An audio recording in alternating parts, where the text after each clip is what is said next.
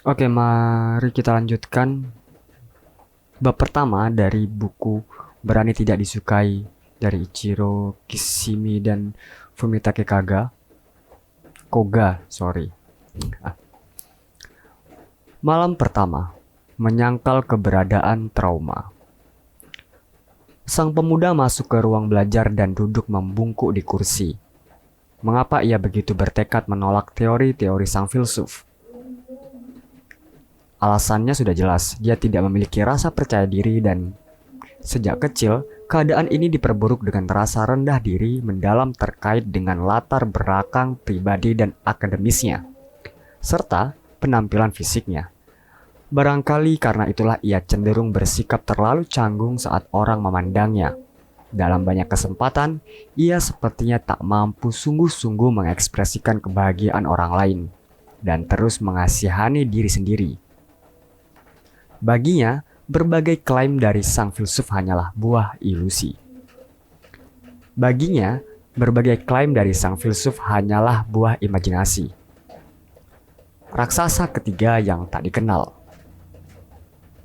Pemuda, baru saja kau memakai istilah filosof lain, tapi kudengar keahlianmu adalah filsafat Yunani. Filsuf, ya, filsafat Yunani sudah menjadi pusat hidupku sejak remaja. Figur-figur intelektual besar seperti Socrates, Plato, Aristoteles, aku sedang menerjemahkan karya Plato dan berharap bisa menghabiskan sisa hidupku dengan mempelajari pemikiran Yunani klasik. Pemuda, kalau begitu, apa yang dimaksud dengan filosofi lain? Filsuf, itu adalah aliran psikologi yang benar-benar baru yang didirikan oleh ahli kejiwaan dari Austria, Alfred Adler, pada permulaan abad ke-20 di Jepang. Aliran ini umumnya disebut teori psikologi Adler. Pemuda, aku tidak pernah membayangkan para pakar filosof Yunani bisa tertarik pada psikologi. Filsuf, aku tidak terlalu familiar dengan alur pemikiran yang diambil oleh aliran lain dalam psikologi, tapi kurasa adil kalau dikatakan bahwa teori psikologi Adler sejalan dengan filosofi Yunani dan layak menjadi kajian tersendiri. Pemuda, aku punya pengetahuan sekilas tentang teori psikologi Freud dan Jung, bidang yang menarik. Filsuf, ya, Freud dan Jung sama-sama terkenal, di Jepang sekalipun. Adler merupakan salah satu anggota inti ahli masyarakat psikoanalisis Vina yang saat itu dipimpin oleh Freud. Gagasannya bertolak belakang dengan Freud, sehingga dia memisahkan diri dari kelompok tersebut dan mengusulkan teori psikologi individual yang berbasis pada teori orisinalnya sendiri. Pemuda, teori psikologi individual, satu lagi istilah yang asing. Jadi, Adler dulu murid Freud. Filsuf, tidak, bukan begitu. Ini kesalahpahaman yang umum dijumpai. Kita harus meluruskannya. Sebagian besar alasannya Adler dan Freud punya rentang usia yang relatif dekat, dan hubungan mereka sebagai sesama peneliti terbentuk dengan kedudukan yang setara. Dalam hal ini, Adler berbeda jauh dari Jung, yang memuja Freud sebagai figur ayah. Meskipun ilmu psikologi pada intinya cenderung dikaitkan dengan Freud dan Jung, Adler dihormati di seluruh dunia, bersama Freud dan Jung sebagai salah satu dari tiga sosok berpengaruh di bidang ini. Oh, pemuda. Oh, begitu. Aku seharusnya belajar lebih banyak tentang hal itu. Filsuf. Kurasa wajar engkau tidak pernah mendengar tentang Adler. Seperti yang dikatakan sendiri, mungkin akan ada saat-saat ketika tidak ada orang yang mengingatkan namaku. Mereka mungkin malah lupa bahwa aliran kami ada. Lalu dia melanjutkan dengan berkata bahwa itu tidak masalah. Implikasinya adalah jika alirannya dilupakan. Itu karena gagasan-gagasannya sudah berkembang menjadi lebih besar dari batas-batas sebuah area di disiplin ilmu tertentu dan menjadi hal yang lumrah. Perasaan yang sama-sama dirasakan oleh semua orang. Contohnya, Dale Carnegie yang menulis buku terlaris di tingkat internasional, How to Win Friends and Influence People, serta How to Stop Worrying and Start Living, menyebut Adler sebagai seorang psikolog besar yang mengabdikan hidup untuk meneliti manusia dan kemampuan terpendam mereka.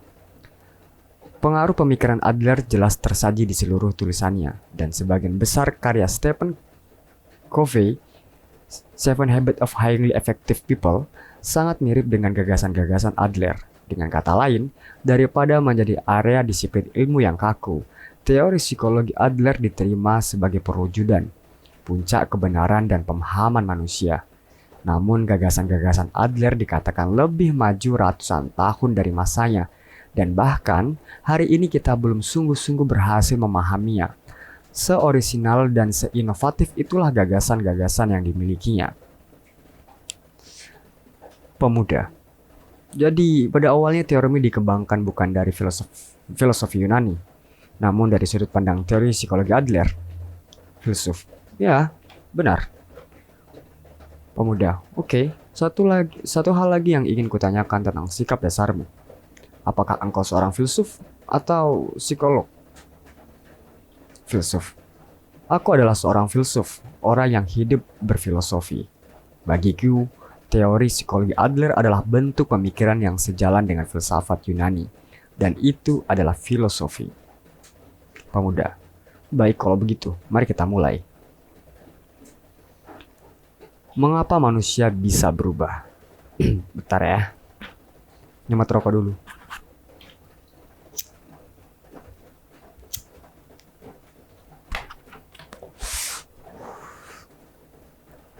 Pemuda.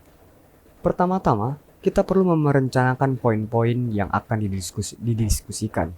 Kau bilang manusia bisa berubah, lalu kau membawanya selangkah lebih jauh dengan mengatakan bahwa semua orang bisa menemukan kebahagiaan. Filsuf. Ya, semua orang tanpa terkecuali. Pemuda. Kita bisa menyimpan percakapan tentang kebahagiaan untuk nanti dan membahas perubahan terlebih dahulu. Semua orang berharap bisa berubah. Aku tahu, aku ingin berubah. Dan aku yakin siapapun yang mungkin kau cegat dan ditanyai di jalan akan setuju. Tapi, mengapa semua orang merasa ingin berubah? Hanya ada satu jawaban. Karena mereka tidak bisa berubah. Kalau mudah saja bagi manusia untuk berubah, mereka tidak akan menghabiskan begitu banyak waktu berharap mereka bisa melakukannya. Tak peduli sekuat apapun mengharapkannya, manusia tidak bisa berubah.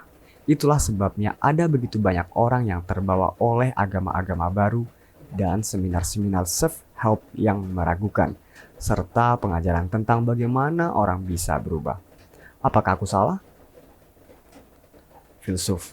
Nah, sebagian besar jawabannya, aku akan bertanya mengapa engkau begitu bersikeras bahwa manusia tidak bisa berubah. Pemuda. Inilah sebabnya. Aku punya seorang kawan, seorang pria yang telah mengunci diri di kamar bertahun-tahun lamanya. Dia berharap bisa keluar dan bahkan berpikir ingin punya pekerjaan jika memungkinkan. Jadi, dia ingin dirinya berubah. Aku mengatakan ini sebagai temannya. Tapi yakinlah bahwa dia adalah orang yang sangat serius yang bisa memberikan manfaat besar bagi masyarakat. Hanya saja dia takut meninggalkan kamar. Kalau dia mengambil satu langkah saja untuk keluar, jantungnya berdebar dan lengan serta kakinya menjadi goyah. Kurasa ini sejenis neurosis atau rasa panik. Dia ingin berubah tapi tidak bisa. Filsuf. Menurutmu apa alasannya dia tidak bisa keluar? Pemuda. Aku tidak terlalu yakin. Bisa saja karena hubungannya dengan orang tua atau karena dia dirundung di sekolah atau di tempat kerja. Dia mungkin pernah mengalami sejenis trauma akibat sesuatu yang seperti itu. Namun, bisa jadi sebaliknya. Mungkin dia terlalu dimanja saat masih kanak-kanak dan tidak bisa menghadapi kenyataan. Aku sama sekali tidak tahu dan aku tidak bisa mengorek masa lalunya atau situasi keluarganya. Filsuf. Jadi maksudmu ada insiden pada masa lalu temanmu yang menjadi penyebab trauma atau sesuatu yang serupa itu dan sebagai hasilnya dia tidak bisa lagi keluar? Pemuda. Tentu saja, selalu ada sebab sebelum akibat. Tidak ada yang misterius tentang hal itu. Filsuf. Barangkali alasan dia tidak bisa keluar lagi terletak pada lingkungan rumahnya yang sangat kecil. Dia dianiaya oleh orang tuanya dan tumbuh dewasa tanpa pernah merasakan kasih sayang. Karena itulah dia takut berinteraksi dengan orang dan karena itulah dia tidak bisa keluar. Itu mungkin bukan? Pemuda. Ya, sepenuhnya mungkin. Kubayangkan pasti rasanya sangat sukar. Filsuf. Lalu engkau bertanya, ada sebab sebelum akibat? Atau dengan kata lain, siapa aku sekarang? Efek. Siapa aku sekarang? Efek ditentukan oleh kejadian-kejadian di masa lalu. Sebab, apakah aku memahaminya dengan benar? Pemuda. Ya. Filsuf. Jadi, kalau keadaan setiap orang di bumi di sini pada saat ini terjadi karena insiden masa lalu mereka, menurutmu bukankah banyak hal akan berubah sangat aneh? Tidakkah kau mengerti? Semua orang yang tumbuh dewasa dengan perlakuan kejam orang tuanya harus menderita efek yang sama seperti temanmu dan menjadi penyendiri, atau seluruh gagasan itu akan menjadi tidak logis. Itu bila masa lalu benar-benar menentukan masa kini dan sebab mengontrol akibat. Pemuda, apa persisnya yang kau maksud?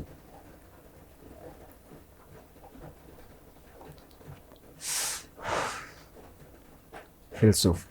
Kalau kita berfokus hanya pada sebab-sebab di masa lalu dan mencoba menjelaskan berbagai hal semata-mata melalui hubungan sebab dan akibat, akhirnya kita akan tiba pada determinisme. Karena yang dinyatakan adalah bahwa masa kini dan masa depan kita sudah diputuskan oleh kejadian-kejadian di masa lalu dan tidak dapat berubah. Apakah aku keliru?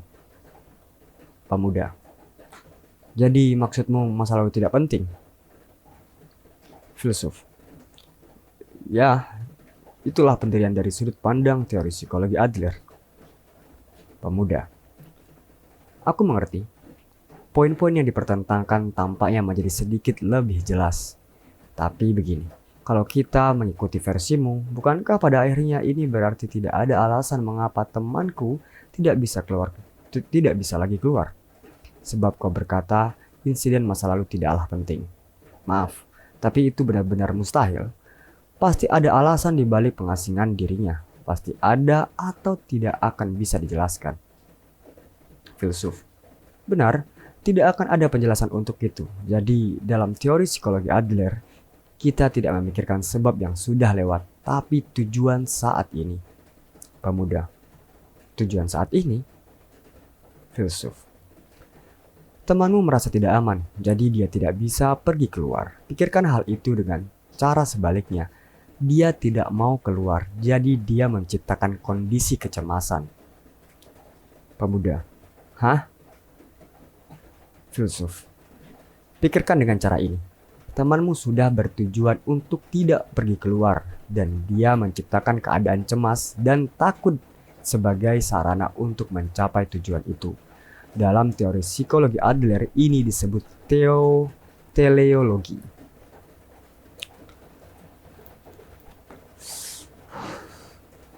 Pemuda, jangan bercanda. Temanku membayangkan rasa cemas dan rasa takutnya. Jadi apakah engkau lalu akan mengatakan bahwa temanku hanya sedang berpura-pura sakit? Filsuf. Dia tidak sedang berpura-pura sakit. Rasa cemas dan takut yang dirasakannya nyata. Terkadang dia mungkin juga menderita akibat migrain dan rasa mulas yang parah. Akan tetapi itu juga merupakan gejala-gejala yang diciptakan demi mewujudkan tujuannya untuk tidak keluar. Pemuda. Itu tidak benar. Tidak mungkin. Itu terlalu menyedihkan. Filsuf. Tidak. Inilah perbedaan antara etiologi, studi tentang hubungan sebab dan akibat, dan teleologi, ilmu yang mempelajari tujuan dari suatu fenomena tertentu ketimbang penyebabnya. Segala sesuatu yang tadi kusampaikan kepadaku didasarkan pada etiologi. Selama tinggal di dalamnya, kita tidak akan mengambil langkah maju.